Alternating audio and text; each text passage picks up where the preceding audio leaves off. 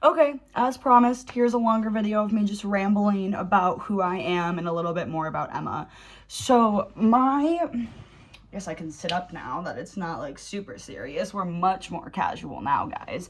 So, yeah, I was a barista in college, so I definitely like I said, I'm a social butterfly. At one point in my life, I lived in a house with 6 girls. It wasn't quite a sorority, but it felt like it. Learning how to kind of work with all the different dynamics, living with so many different people, especially women, definitely gave me a lot of skills that I don't think people who haven't been in that situation have. And I think that that's something that will really help me in the Big Brother house.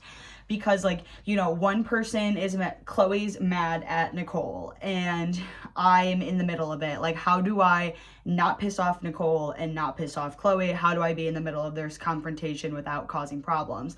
Or I'm mad at Chloe. How do I work around the fact that she's also friends with these people and I am, and how do I get these people to agree with me that she's wrong and I'm right? You know? So I think that that's definitely something that's going to translate into the Big Brother house. I mentioned that I had parents that passed away. I actually had two. So my dad died when I was 13, 14, maybe I was 12. I don't know. It was a long time ago. It's tragic, obviously, but it was so long ago that it's kind of just like a joke now. It just made me funny. Like, I have thick skin and I can crack a joke about pretty much anything. Nothing really offends me. I do understand that there are obviously things that offend other people, so I'm really aware of that. Um, I, what else? I'm definitely just like a girly girl at heart too, like I like doing my hair, I like doing my makeup, I like to feel pretty. Like I said, I really like to work out. Uh, some other things, like what are some things that I've done in my life that makes me interesting? I got kicked off a military base once. The partner that I mentioned in the previous video, he was in the Navy for 5 years, so we did long distance. And I flew out to California to go like hang out with him, and he brought me on the military base, and we got caught because I didn't register to be on there. I didn't know that I had to register. And some lady walks by and she's like, "Are you in the military?" And I was like, "Yeah," thinking she would just like leave. I'm not in the military. And she was like, "Well, let me see your ID." And I said, "Oh, I don't have it." And then she's like, "You're in the military and you don't have your military ID on you." And I said, "You got me. I'm not in the military. I will see myself out." And then she was like, "You need to leave right now." And mind you, like, military bases are not small. So, like, I did not know how to get off of the base. And of course, like, I assumed from that point on I wasn't going to get to see Noah for the rest of the trip, and that was it. So I just like sobbed the whole way home, and the only Uber driver I could get was this guy that just kind of looked a little sketch to me. And so I had to stay on the phone with my mom while I was crying, and he drove me back to my like dinky hotel room. Luckily, he was able to come back. The lady was nice enough that she was like, "I feel bad for you. You can come back. You can go and see her." And I was like, "That's awesome." So that's like, so it worked out. What else have I done that's been interesting? I don't know. I'm just like, I'm funny. I really like Mario Party. Like, if you know, like the virtual board game Mario Party, my friends and I play that all the time. I'm a Rhythm Kitchen queen. I think that I do a lot of things in my free time that would allow me to be really good at comms. Like I said in my last video, I really like to do puzzles, and I like to solve problems. I'm a huge problem solver. Even if like it's not a problem that's happening yet, I'm really good at thinking through situations and seeing all the possible outcomes and seeing all the potential like issues that could inconvenience me. I don't really like being inconvenienced, so I do everything I can to not be inconvenienced. One time when I was on a kayaking trip, my friends put like 16 drinks in my kayak, and it was really hot.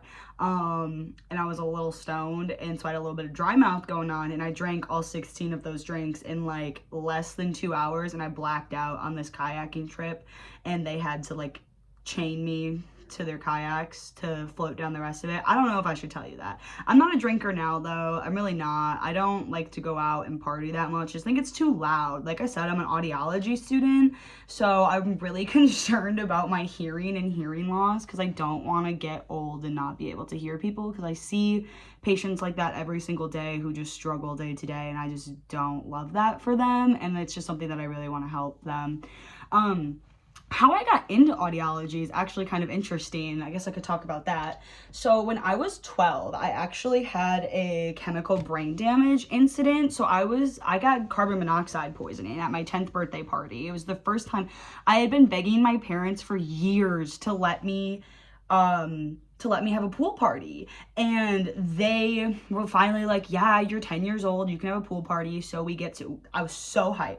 We get there like 45 minutes in, everybody is getting sick, throwing up. I wanted to go home. I got home the next day. One of my friends was their mom was the health inspector for like the county. I can't tell you where this happened because I got an NDA. And she was like, yeah, there are like deadly levels of carbon monoxide in this building. And we were like, cool. What does that mean? So I ended up suffering from some chemical brain damage that affected my frontal lobe. I think that's why I have such an eccentric personality, low key, because it made me very unique.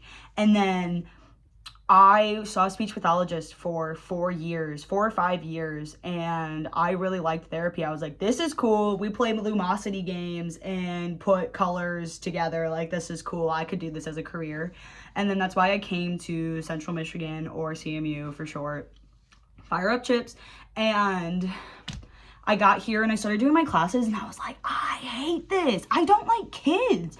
I guess I didn't like realize how much of it had to do with kids, and I'm not a kids person. I don't know. It's just not me. I can deal with them if they're like 7 and up, but like below 7, I can't. I don't know what to talk to them about. I don't want to change your diaper. Not for me. So I switched my degree path. I got this, it was the same bachelor's degree. Luckily, I was in the intro to audiology class, and I was like, this is cool. I like this enough. I get to be a doctor. So I was like, yeah, no, I'll go to grad school and become a doctor. And then that's what I decided that I was going to do. And that's how I ended up in audiology, and I love it.